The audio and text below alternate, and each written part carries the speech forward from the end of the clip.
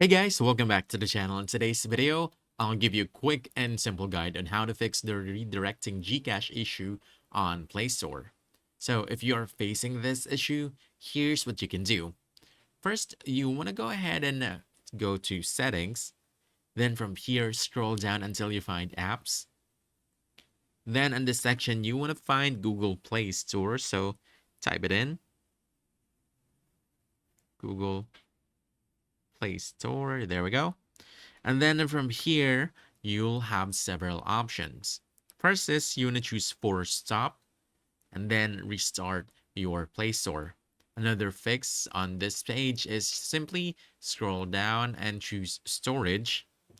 Then from here, you want to clear both data and the cache. Then go ahead and try if the issue is still there. If it's still there, there's another fix for that. You can go ahead and open your Play Store, Google Play Store. Then you want to click on your icon at the upper right corner of the screen.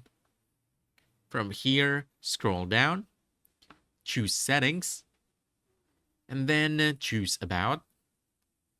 And basically what you want to do here is to update your Play Store. As you can see, mine is not yet updated. So go ahead and update that and the issue should be fixed. That's it. Now you know how to fix the redirecting GCache issue on Play Store in just a few simple steps. So if you found this helpful, don't forget to hit that like button, subscribe for more quick guides, and I'll see you in the next one. Thanks!